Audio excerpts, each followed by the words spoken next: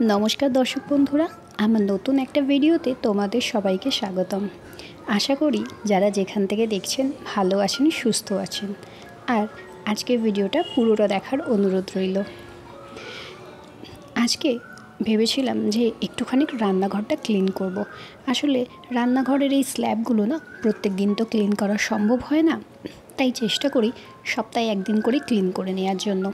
কারণ प्रत्येक सप्ताहे एकदिन যদি তুমি क्लिन করে নাও না, তাহলে प्रत्येक मासे যে একবার রান্নাঘর ডিপ ক্লিন করার সেটা কিন্তু একদমই দরকার পড়ে না। তাই আমি প্রত্যেক সপ্তাহে একবার করে খুব ভালো করে সাবান জল দিয়ে আর এই সব জায়গাগুলোকে পরিষ্কার করে মুছে রাখি। আজকেও ভাবলাম তোমাদের সাথে এই ভিডিওটা শেয়ার করি যে আমি কিভাবে রান্নাঘরকে ডিপ ক্লিন করে রাখি। আসলে রান্নাঘর এমনই একটা জায়গা যেখানে তুমি প্রত্যেক দিন যদি ক্লিন না করো তাহলে কিন্তু ওই একটা তেল চিটচিটে ময়লা, তারপরে আরশোলা পোকামাকড় সব হয়ে যাবে। আর ওই তেল চিটচিটে ময়লা থেকেই দেখবে ঝুল পর্যন্ত জমে যায়। তাই প্রত্যেক দিন চেষ্টা করি যে রান্নাঘরটাকে ক্লিন করার জন্য। এমনিতে তো রান্নাঘরের দেয়াল যেগুলো রয়েছে, স্ল্যাব, টাইলস, এইগুলো তো রোজই পরিষ্কার করা হয়েই যায়, কিন্তু এই সব কন্টেনারগুলো আমি প্রত্যেক সপ্তাহে একবার করে ভালো করে ক্লিন করি। আর তারপরে প্রত্যেক মাসে যখন জিনিসপত্র আনা হয়, মাস কাবারি করা হয়, তখন তো এইসব কন্টেনারগুলোকে ধুয়ে নেওয়া হয়। তারপরে ধুয়ে সেগুলোকে শুকিয়ে জিনিসপত্র ঢালি, কিন্তু বাইরের দিকেও কিন্তু অনেক সময় তেল চিটচিটে হয়ে যায়। আসলে আমরা যখন রান্নাবান্না করি তখন কি হয়, ওই রান্না হাতেই কি করি, কন্টেনারগুলোকে ধরি আর তেলের কৌটো ধরছি, মশলাপাতি ধরছি, তো সেইগুলোর ফলে কি হয় না, মশলার কৌটোগুলো বড্ড তেল চিটচিটে হয়ে যায়। তাই মশলাদানির কৌটোগুলোকে বাইরে থেকেও খুব ভালো করে একদম ওই সাবান জল দিয়ে পরিষ্কার করে নিচ্ছি। সাবান জল দিয়ে একটু মুছে নিলে দেখবে খুব সুন্দর পরিষ্কার হয়ে যায়। এখন পরিষ্কার করে এই জায়গাটাকে গুছিয়ে দিয়েছি। আর এখানে এই ছোটো ছোটো বাটিগুলো রাখা থাকে, ছোট বাটি বড় বাটি, এইগুলো সব একটা সাইড করে রেখে দিয়েছি। আর দেখো এই যে কন্টেনারগুলো কি সুন্দর পরিষ্কার হয়ে গেছে, আবার আগের মতো চকচক করছে।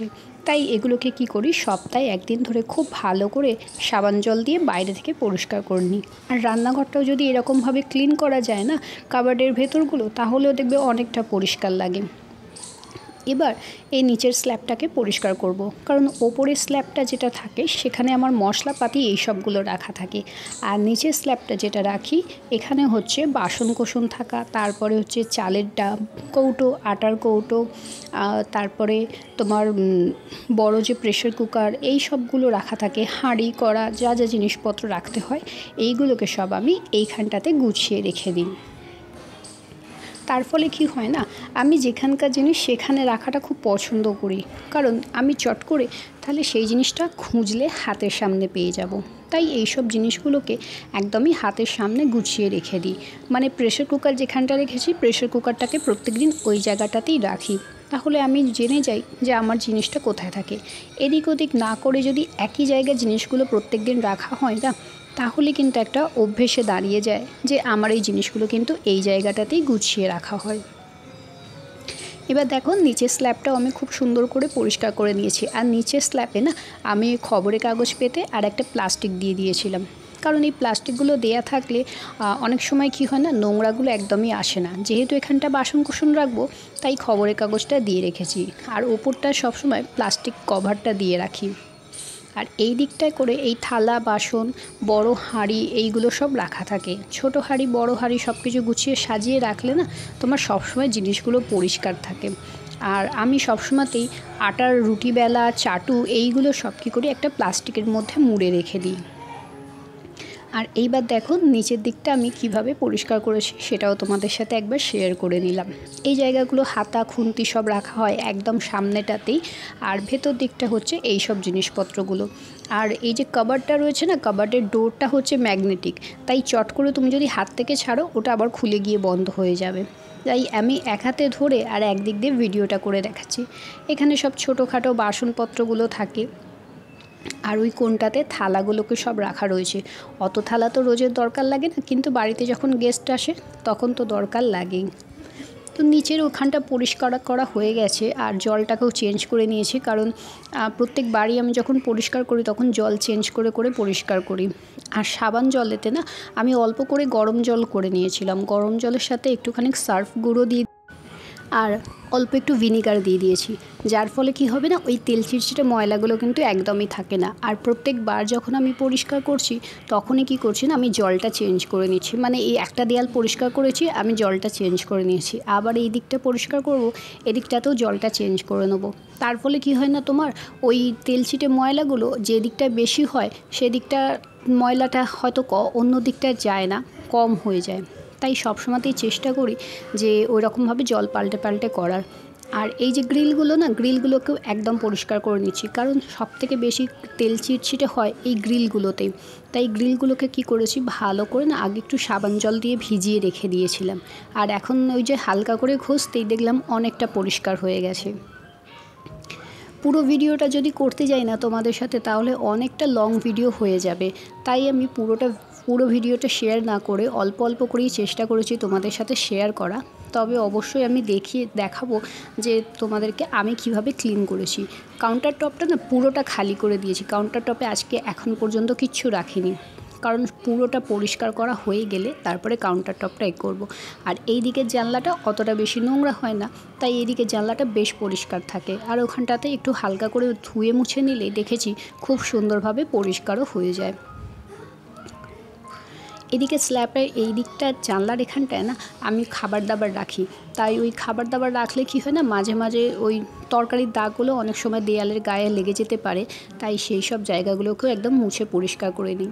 আর আজকে যখন ঠিকই করেছিলাম যে আমি রান্নাঘরটা ক্লিন করব, একদম মানে মনের মধ্যে করেই নিয়েছিলাম যে ক্লিন যখন করব আমি পুরোটাই করব। তাই একদমই মানে এ থেকে জেড অবধি ক্লিন করে যাচ্ছি। প্রথমে নিচের কাবার্ডগুলোকে পরিষ্কার করেছি, ভেতরে যেসব মশলাপাতি দানিগুলো থাকে সেইগুলোকে পরিষ্কার করেছি, তারপরে ওপরে এই স্ল্যাব কাউন্টার টপ আর সব কিছু জায়গাটা দেয়ালগুলোকে পর্যন্ত মুছে ক্লিন করে নিয়েছি।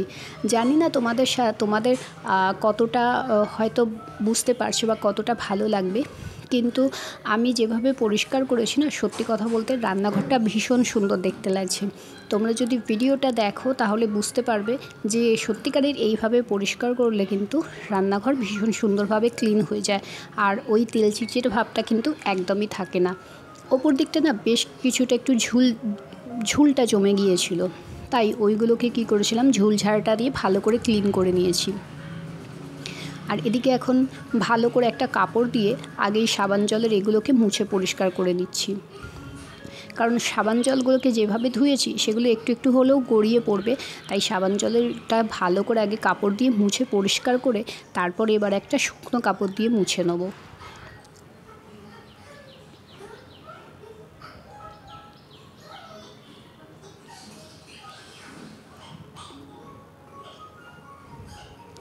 এই যে দেখো এইখানগুলো পর্যন্ত না এত সুন্দর মুছে পরিষ্কার করা হয়ে গেছে যে গ্রিলগুলো আগে যা পরিমাণ চটচট করছিল এখন আর সেইগুলো একদমই নেই, যার জন্য আমি কী করেছিলাম গ্রিলগুলোতে একটু ভালো করে না সাবান জল দিয়ে অনেকক্ষণ ধরে ভিজিয়ে রেখে দিয়েছিলাম। আর এইগুলো তো আমার রোজেরই পরিষ্কার হয়েই যায়, তাই যার ফলে কি হয় না খুব একটা বেশি যে তেলচিটে জন্মায় সেটাও নয়। কিন্তু হ্যাঁ, এক্সস্ট ফ্যানের সামনেটায় আমার একটুখানি তেল মশলাটা বেশি হয়ে যায়, তাই ওই জায়গাটা একটু তেল চিটচিটে ভাবটা বেশি থাকে। আর এতটা উঁচুতে এক্সস্ট ফ্যানটা রয়েছে তো যেটা হচ্ছে আমার পক্ষে হাত যাওয়াটা কোনো মতেই সম্ভব নয়। আর ওভেনের একদম আমি দেখো ভেতরটাকে পর্যন্ত না ক্লিন করে রেখে দিই, যাতে ওভেনের নিচটা না অনেক সময় কী হয় নোংরা হয়ে যায় বা পোকামাকড় ওইখানে আরশোলা হয়তো থেকে যেতে পারে, তাই যার জন্য ওভেনের নিচটা পর্যন্ত আমি খুব ভালো করে ক্লিন করে রেখে দিই। তো এই সব জায়গাটা এবার ভালো করে আমি মুছে পরিষ্কার করে নিয়েছি, আর এবার একটা শুকনো কাপড় দিয়ে মুছে নেবো, কারণ ওই যে বললাম সাবান জল দিয়ে পরিষ্কার করেছি আর সাবান জল একটু হলেও গড়িয়ে আসবে, তাই সাবান জলটাকে ভালো করে মুছে পরিষ্কার করে নিয়েছি। আর এখন এখানে একটুখানি কলিন দিয়ে দিয়েছি, কলিন দিলে কি হবে না ওই যে তোমার ওই একটা বেশ খুব সুন্দর স্মেলও হয়ে যায় আর একদমই চটচটে ভাবটা আর হয় না।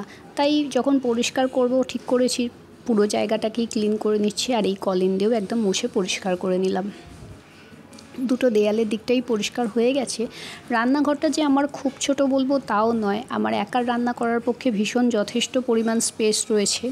তো আর আমি সবসময়তেই বলেছি আমি গুছিয়ে রান্না করতে বা গুছিয়ে রাখতে ভীষণভাবে ভালোবাসি, ওটা আমার বরাবরেরই অভ্যেস যে আমি একটু গুছিয়ে রাখবো বলে। তো পরিষ্কার করা হয়ে গেছে, এবার এই দুটো ট্রে দুদিকটায় করে রেখে দেবো। ইচ্ছা রয়েছে রান্নাঘরটাকে একটু নতুন লুক দেওয়ার জন্য, আর যদি যখন সম্ভব হবে অবশ্যই আমি তোমাদের সাথে ভিডিওটা শেয়ার করব যে রান্নাঘরটা একটু নতুন লুক দেওয়ার চেষ্টা করছি বলে। আর এই যে দেখো ফাইনালি আমার রান্নাঘর এখন ক্লিন হয়ে গেছে, আর আমি যেরকমভাবে সাজিয়ে রাখি ঠিক সেইভাবেই সুন্দর করে সাজিয়ে রেখে দিয়েছি। এইদিকে এখানটা বাসন মাজার জায়গাটায় যেখানটা, সেখানে দেয়ালটাকেও আমি একদম পুরো পরিষ্কার করে নিয়েছি, কারণ এখানটাতেও মাঝে মধ্যে সাবান জল ছিটকানো এটা ওটা সেটা সবই হয়। আর এই কন্টেনার যেগুলো রয়েছে এগুলোকেও একদম ওপর থেকে না সাবান জল দিয়ে মুছে পরিষ্কার করে নিয়েছি, কারণ ওগুলোতেও হচ্ছে তেলচিটে ভাবটা বিশালভাবে জমে যায়। আর ওই যে দেখো এক্সস্ট ফ্যানের ওই কোণটা না, ওইখানটা হচ্ছে হাতটা কোনো মতেই যাওয়া সম্ভব নয়, তাই ওখানে যেটা ঝুলটা জমেছিল সেখানগুলোতে আমি পরিষ্কার করে নিয়েছি। আর এইবার দেখো এই বেসিনের জায়গাটাকেও খুব ভালো করে মুছে আর এই শুকনো করে পরিষ্কার করে রেখে দিয়েছি আমি।